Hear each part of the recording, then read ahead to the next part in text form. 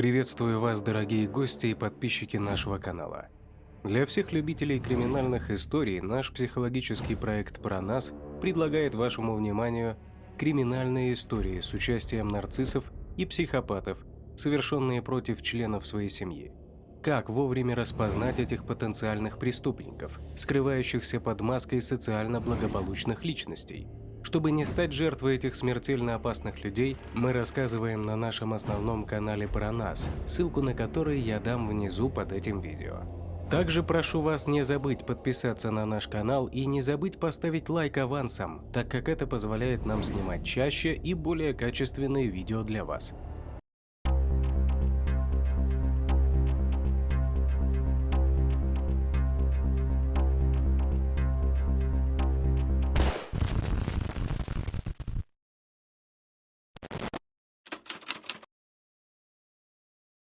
Кассандра Лин Уильямсон, сокращенно Кейси, родилась 23 ноября 1995 года в семье Эрни и Анджелы Уильямсон.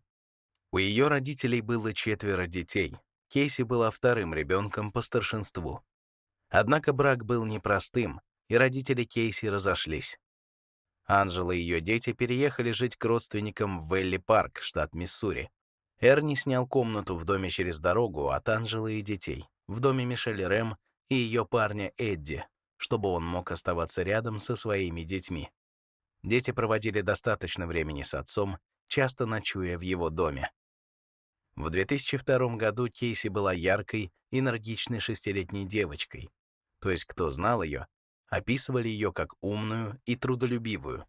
У нее была заразительная улыбка и любовь к Богу. Кейси была прихожанкой протестантской церкви рядом с ее домом и участвовала в молодежных мероприятиях. Вся ее семья души в ней не чаяла. Ее старшая сестра описывает девочку как веселого и счастливого ребенка, а также большую поклонницу Бритни Спирс. 25 июля 2002 года в дом Анджелы наведался в гости приятель. Это был 24-летний Джонни Джонсон. Джонсон был кем-то вроде бродяги, которому периодически разрешали оставаться в доме на ночь, предлагая для ночлега диван. Эта ночь ничем не отличалась. Анджела Уильямсон знала Джонсона с детства и знала его семью. В детстве она дружила со старшей сестрой Джонсона и даже помогала с ним нянчиться. Джонни Джонсон родился 16 марта 1978 года в штате Миссури. Он был младшим из 4 детей и воспитывался преимущественно матерью. В то время как его мать работала помощницей медсестры в местном доме престарелых, дети росли в бедности в Вэлли-парке. Его отец ушел, когда Джонни было 2 года, и редко участвовал в его жизни. Он умер в 1999 году от осложнений диабета. Единственный близкий человек Джонни, дедушка, умер от сердечного приступа на его глазах. Обстоятельства его воспитания способствовали депрессии и проблемам с психическим здоровьем с самого раннего возраста. В подростковом возрасте Джонсон был угрюмым, недружелюбным и меньшего роста, чем большинство детей его возраста. Он стал известен как Пи-Ви, имя которое он позже вытатуировал на своем животе. Джонни также нелегко давалась учеба, и он соображал медленнее, чем его сверстники. Однако у Джонни был талант к рисованию, и его наброски свидетельствовали о большом таланте. У Джонни наблюдались случаи селф-харма.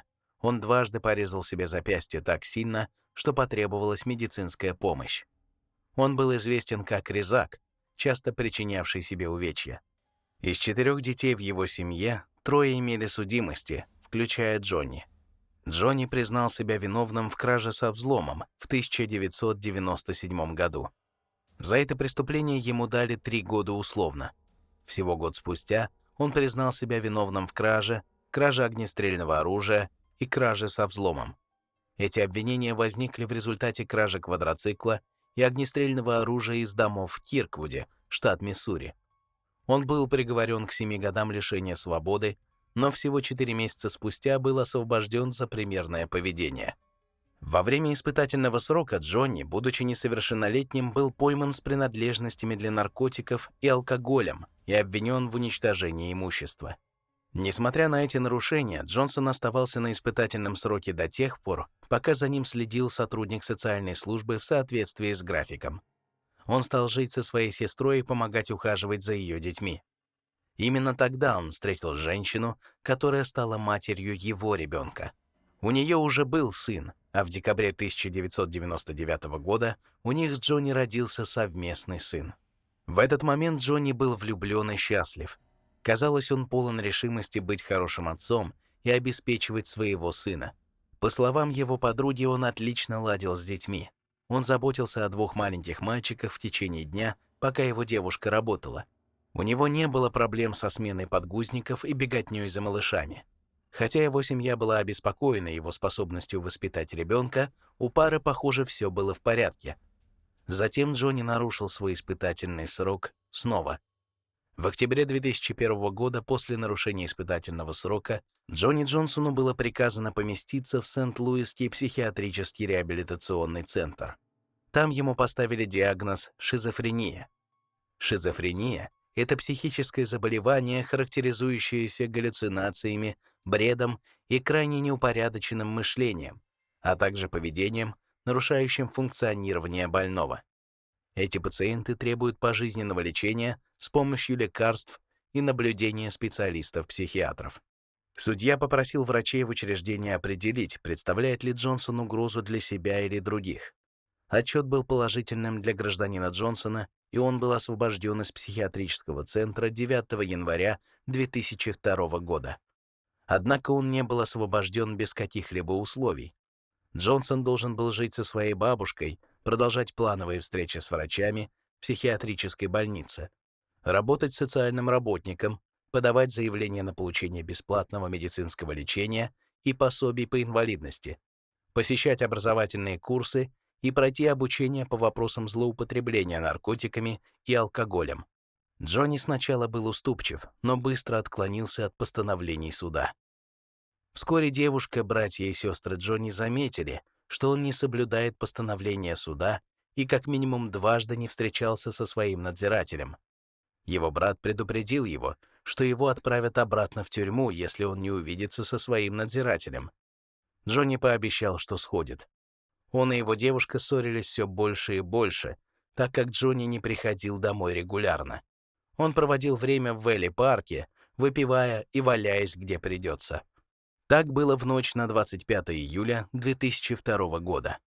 24 июля Джонсон отправился в дом Мишель, чтобы найти Эдди и Эрни.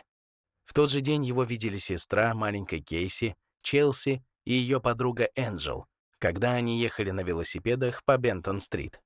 Челси и ее подруга заметили, что Джонсон следует прямиком за ними, и ускорились, чтобы вернуться домой.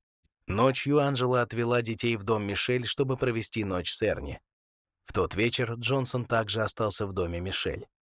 На следующее утро, 25 июля 2002 года, Энджи проснулась и обнаружила, что Кейси лежит на диване и смотрит мультфильмы с Джонсоном. Тот сказал Анджеле, что Кейси его не беспокоит. В тот же день Анджела решила оставить детей в доме своего отца на день. В какой-то момент дня Кейси, ее сестра и другие друзья были дома одни. Анджела заметила Джонсона, сидящего на стуле у террасы, и заперла дверь. Дети позже услышали стук, но не открыли дверь. Вечером 25 июля во дворе дома Мишель устроили барбекю. Анджела даже не колебалась, предложив Джонни угоститься едой с барбекю, приготовленного ее семьей. Ведь он считался другом семьи, к которому она привыкла с детства. Женщина снова не колебалась, когда позже предложила ему переночевать у них, устроившись на диване. В ту ночь ему негде было ночевать. На следующее утро, 26 июля, Эрни проснулся около 6:00, чтобы подготовиться к работе, пока Анджела спала наверху со своими 2 младшими детьми. Кейси проснулась и сказала, что голодна. Она спустилась вниз в ночной рубашке, чтобы посмотреть мультфильмы по телевизору. Ее отец собирался приготовить ей тарелку хлопьев, но сначала пошел в туалет. Внизу он заметил Джонсона, спящего на диване. Когда он вернулся из ванной, Кейси уже не было.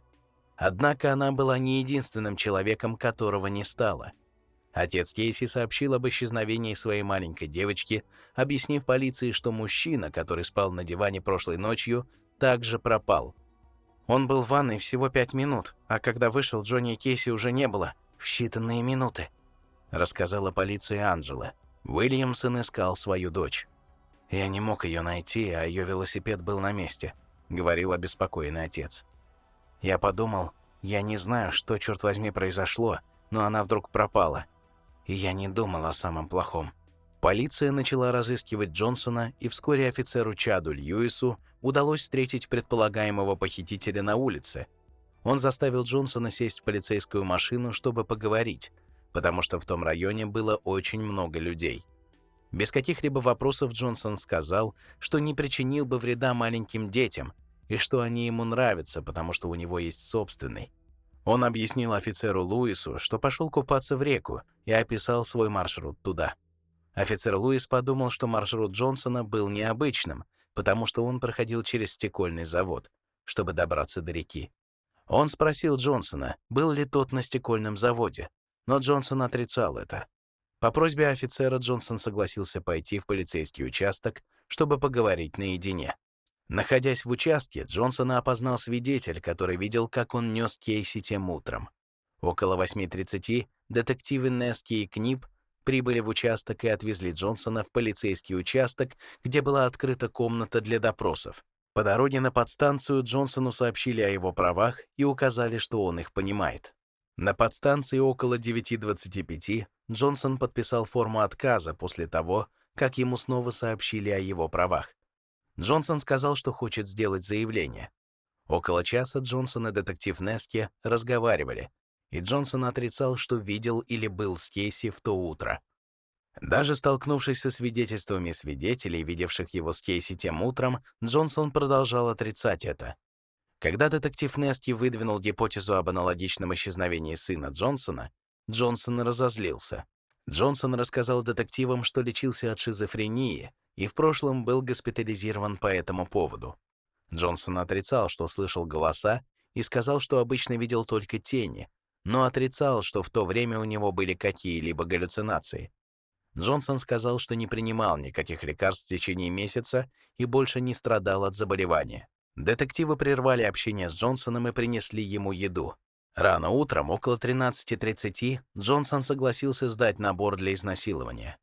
Прежде чем образцы были собраны, детектив Нески сказал Джонсону, что они определят его причастность, и сказал, что ему нужно быть мужчиной и сказать мне, где она. Джонсон заплакал и сказал: «Она на старом стекольном заводе». Когда его спросили, жива ли Кейси, Джонсон ответил, что она мертва, и это был несчастный случай. Он сказал, что Кейси хотела пойти с ним на стекольный завод, и что камень упал с ямы, когда он взбирался на нее, и ударил Кейси по голове, убив ее. Джонсон сказал, что тогда он испугался, думая, что ему не поверят, и похоронил Кейси. Он сказал, что пошел к реке, чтобы покончить с собой, но не смог. Джонсон нарисовал 2 карты, чтобы помочь офицерам найти тело Кейси, но офицеры на месте происшествия не смогли найти тело, и Джонсона доставили туда. Однако до прибытия Джонсона частное лицо, присоединившееся к поискам Кейси тем утром, наткнулось на туннель, ведущий к яме, куда Джонсон забрал Кейси. Посреди ямы он увидел груду камней, кровь вокруг кучи и ногу Кейси между камнями. Он увидел кусок бетона, который, вероятно, весил 100 фунтов, там, где должна была быть голова Кейси. Прибывшая полиция оцепила яму. Джонсона вернули в полицейский участок. Детектив Нески осмотрел яму и поговорил с офицером, который обрабатывал улики на месте происшествия. Сотрудник по уликам сказал детективу Нески, что из ямы было некуда вылезти, и весь пол ямы был в крови, что противоречило версии Джонсона. Джонсон похитил маленькую девочку из ее дома в Вэлли-парке 26 июля 2002 года. В то время ему было 24 года. Он убил ее на территории заброшенного стекольного завода вдоль реки Мерримак после того, как она сопротивлялась его попыткам сексуального насилия над ней. После тщательных поисков тело Кейси было найдено в яме менее чем в миле от ее дома, погребенное под камнями и обломками. Детектив Нески направился в полицейский участок, чтобы вновь поговорить с Джонсоном. Он снова сообщил подозреваемому о его правах и отказах, а также, что был на месте преступления и не думает, что это был несчастный случай. После чего Джонсон уже начал давать довольно откровенные признательные показания. Мысли о том, что Джонсон хочет заняться с девочкой сексом, начали посещать его уже в то утро, когда они вместе смотрели мультики, устроившись на диване. На следующий день Джонсон проснулся и обнаружил, что Кейси стоит возле дивана и смотрит телевизор, и почувствовал, что это лучшая возможность заняться с ней сексом. Он решил, что чтобы не быть пойманным за сексуальное насилие над ней, он убьет ее после того, как это случится. Джонсон спросил Кейси, не хочет ли она пойти на стекольную фабрику, чтобы поиграть в игры и повеселиться. Кейси сказала, что пойдет с ним, и они ушли. На Кейси были только ночная рубашка и нижнее белье. Когда они шли по Бентон-стрит в переулок, Кейси пожаловалась, что у нее болят ноги, и Джонсон поднял ее и понес.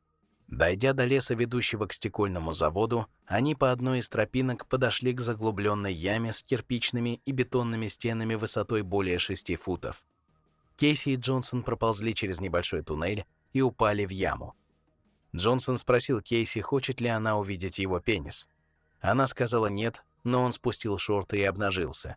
Кейси отвернулась. Затем Джонсон попросил Кейси спустить ее трусики. Она сказала нет, и Джонсон схватил ее нижнее белье, порвал его, заставив девочку лечь на землю.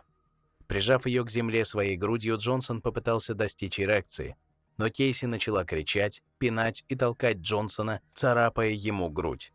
Несмотря на то, что он еще не изнасиловал Кейси, Джонсон встал и решил убить ее. Он схватил кирпич и ударил им Кейси по голове не менее 6 раз, вызвав кровотечение и синяки. Она еще не умерла, но потеряла сознание и начала бегать вокруг ямы. Джонсон снова ударил ее кирпичом.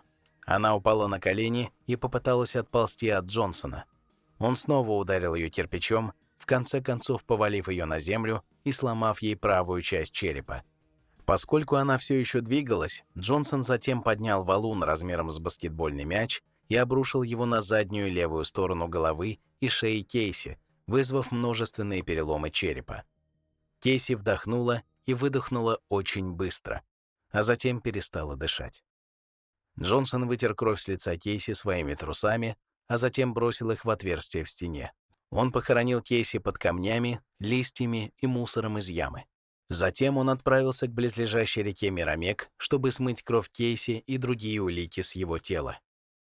В то же время, когда он давал признавательные показания, поисковая группа извлекла тело Кейси. У нее были серьезные переломы черепа, и причиной смерти стала травма головы тупым предметом. Джонсону было предъявлено обвинение в убийстве первой степени, вооруженном преступлении, попытке изнасилования и похищении человека. Сообщество Вэлли-Парк сплотилось вокруг семьи Уильямсон, создав мемориал, наполненный чучелами животных и знаками любви к Кейси.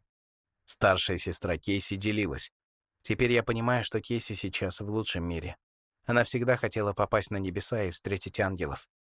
Далее она описала Джонни Джонсона как кого-то, кого она находила жутким, заявив, что он часто ходил по окрестностям вслед за маленькими девочками и поглядывал на Кейси.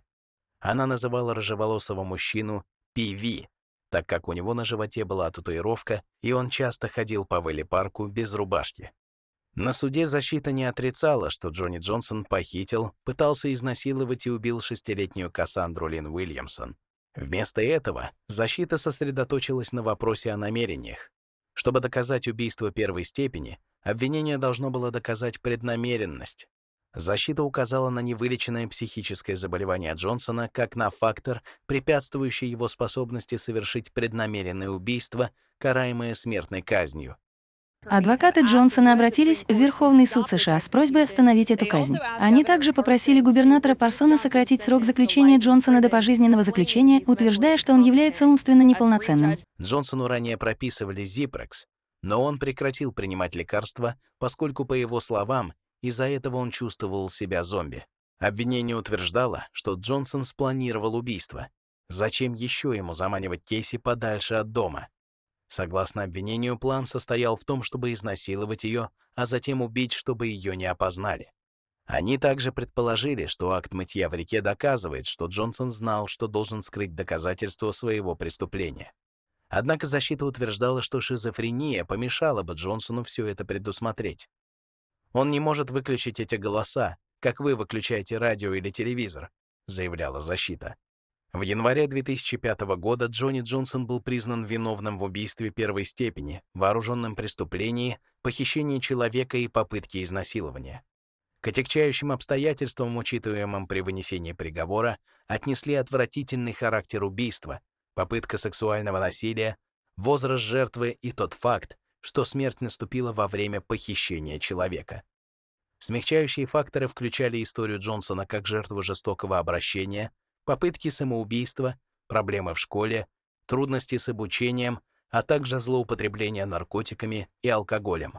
Изучив смягчающие и отягчающие обстоятельства, присяжные вынесли Джонсону смертную казнь. На прошлой неделе коллегия из 3 судей приостановила казнь Джонсона, а Верховный суд штата Миссури и Федеральный апелляционный суд отменили решение, разрешающее провести казнь сегодня вечером в Бонтере. Джонсон был приговорен к смертной казни и 3 пожизненным срокам, причем всем подряд. Судья назвал это дело самым гнусным, которое он когда-либо видел за время своего пребывания в суде. Цесс апелляции Джонсона был сосредоточен вокруг его психического и физического здоровья. Джонсон утверждал, что его защита не представила должным образом его утверждения о повреждении головного мозга. Он считал, что если бы его защитник потребовал психического и неврологического тестирования, повреждение головного мозга могло бы быть доказано, и это изменило бы приговор. Однако при рассмотрении дела было отмечено, что нейропсихолог установил, что Джонсон не был умственно отсталым до степени умственной отсталости. Врач заявил, что у Джонсона действительно есть органический мозговой синдром в сочетании со значительными психическими расстройствами, и это для него постоянное состояние. Джонсон понимал, что его приговорили к смертной казни за убийство ребенка, как пояснял врач, но ему не хватало рационального понимания причин его казни, и он считал, что сатана использует штат Миссури, чтобы казнить его и добиться конца света, говорится в петиции. В конце концов, врач признал Джонсона недееспособным для казни. Штат выступил против петиции Джонсона, согласившись на выводы тюремного психиатра, который сообщил, что Джонсон никогда не выражал галлюцинаций или бредовых убеждений. Губернатор Майк Парсон отклонил просьбу о смягчении приговора Джонсону до пожизненного заключения. В прошении о помиловании адвокаты Джонсона заявили, что отец Кейси, Эрни Уильямсон, выступал против смертной казни. «Я никогда не говорил, что не хочу смерти Джонни Джонсона», — сказал он. «Просто я бы хотел, чтобы он умер самой жалкой смертью». Уильямсон сказал, что не поддерживает смертную казнь. Проведя некоторое время в качестве заключенного в исправительном центре Потоси, где находился Джонсон, Уильямсон сделал вывод, что заключенные, приговоренные к смертной казни, страдают гораздо больше живыми, чем мертвыми. Ларри Комп, один из адвокатов Джонсона, заявил, что они всем сердцем сочувствуют семье Кейси, но также, что прошение о помиловании соответствует заявлениям всех, кто в нем цитируется. Анджела хотела бы смерти Джонсона, но она непреклонна в том, что не хочет, чтобы его семья страдала. Она рассказала, что отправила сестре Джонсона сообщение в Facebook со следующим содержанием. «Извините, я не желаю вам этого. Я никогда не хотела, чтобы ты чувствовала такую боль». И прокомментировала. «Я желаю мира ей и ее семье. Я не хочу, чтобы они испытывали такую боль». Сестра Джонсона не ответила. Женщина также объяснила, что в некоторых новостях Джонсон описывается как бродяга, которому его семья позволяла спать на своем диване. «Этого точно не было. Он был младшим братом моей лучшей подруги», — сказала она. «Я знала его всю жизнь. Я нянчилась с ним, когда он был маленьким, и я никогда не была свидетелем того, чтобы он проявлял насилие». Она предположила, что тем летом в новостях преобладали случаи похищения детей. «Я думаю, что все просто искали историю покрупнее, чем предыдущие», — объясняла она. Прошло 20 лет, и 19 апреля 2023 года был подписан ордер на казнь Джонни Джонсона и назначена дата казни на 1 августа 2023 года в 18:00. Роберт Маккаллах, который вел это дело и был избранным прокурором округа Сент-Луис в течение 28 лет, заявил, что предать Джонсона смерти — это правильный поступок. У него было 20 с лишним лет, чтобы суд рассмотрел все апелляции. Все было оспорено до тошноты, — сказал он. Теперь пришло время привести приговор в исполнение. Джонсон выразил раскаяние в кратком рукописном заявлении, опубликованном Управлением исправительных учреждений за несколько часов до казни. «Бог благословил. Прошу прощения у людей и семьи, которым я причинил боль», — говорилось в заявлении Джонсона. Когда он лежал на спине с простыней до шеи, Джонсон повернул голову влево, как будто слушая своего духовного наставника незадолго до введения смертельной инъекции. Затем он повернулся лицом вперед с закрытыми глазами, без какой-либо реакции. Среди свидетелей казни Джонсона были несколько членов семьи Уильямсон, а также бывший прокурор и следователь полиции, который вел его дело. Джонсон был казнен и объявлен мертвым в 18:33 по Тихоокеанскому времени.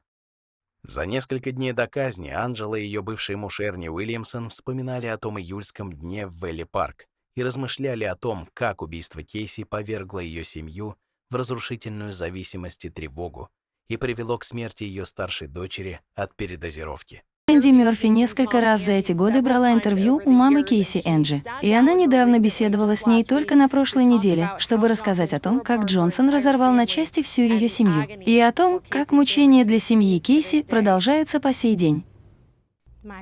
Именно мой отец и мой брат опознали тело Кейси, когда это произошло.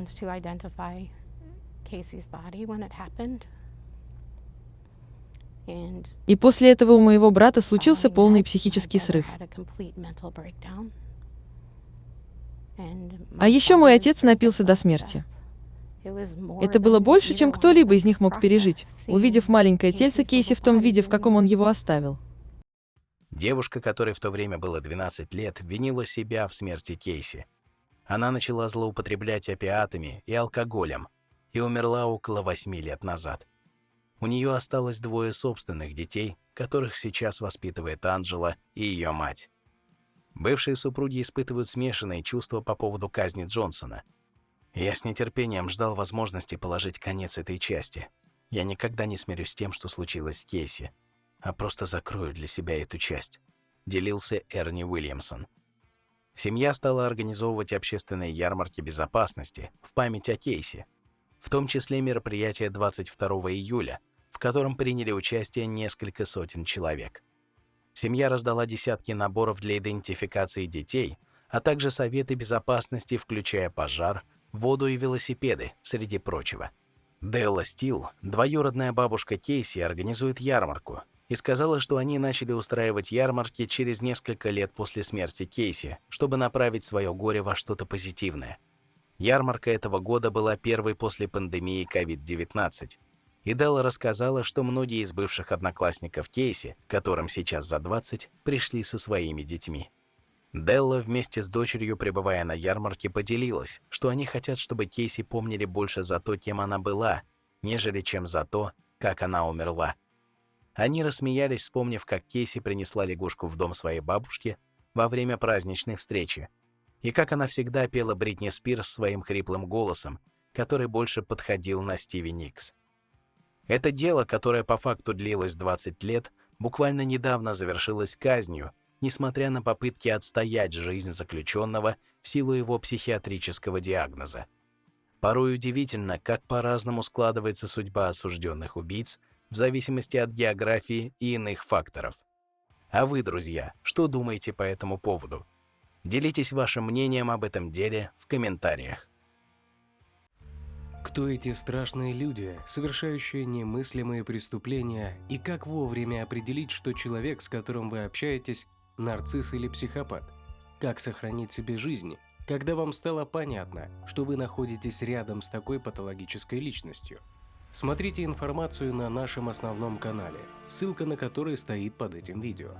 Прошу вас не забыть поставить лайк за нашу работу и подписаться на наш канал, чтобы не пропустить новые истории о чудовищных преступлениях, совершенных нарциссами и психопатами. Подписывайтесь также на наш телеграм-канал, ссылка на который указана ниже. Там мы ежедневно публикуем информацию о новых преступлениях психопатов. Если есть интерес к резонансным преступлениям известных людей и звезд шоу-бизнеса, подписывайтесь на наш второй канал, ссылка на который будет указана ниже.